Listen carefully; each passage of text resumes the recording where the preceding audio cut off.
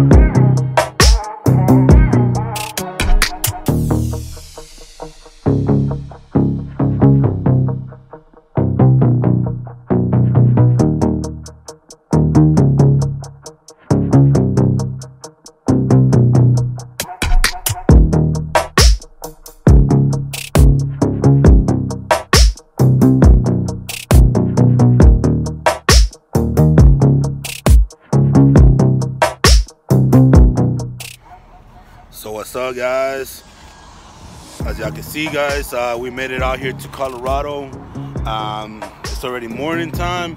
We're about to head out to the show. It's about 8:30 in the morning. The truck made it perfect, no issues, no nothing.